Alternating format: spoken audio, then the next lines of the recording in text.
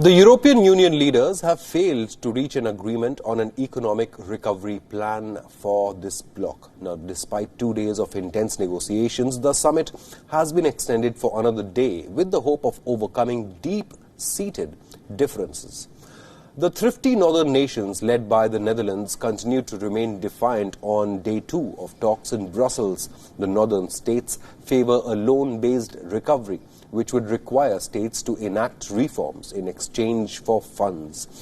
The virus-hit economies in the Mediterranean region are demanding a grant-driven recovery so as to avoid accumulating debt. Now, Dutch Prime Minister Mark Rutte has been pushing for a proposal that lets countries veto payouts if they feel reforms are not being enacted. Gezegd, kijk, als het om leningen alleen gaat, dan moet er ook echt hervormd worden.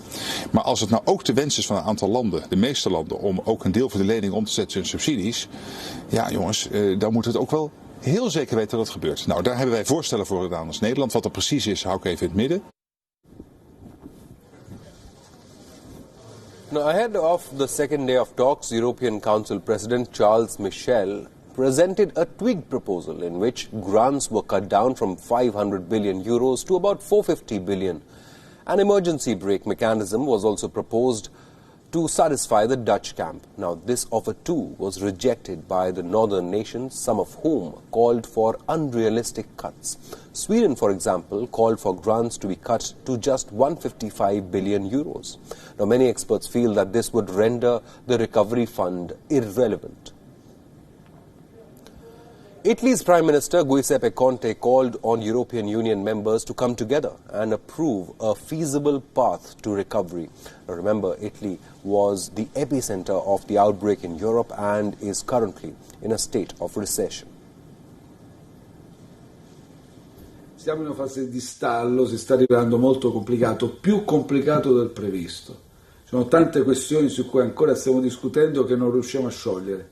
Sto invitando tutti però a convergere verso un obiettivo comune, quello di approvare Next Generation EU, che è un programma per la ripresa europea, non solo dei paesi più colpiti, ma di tutta l'Europa.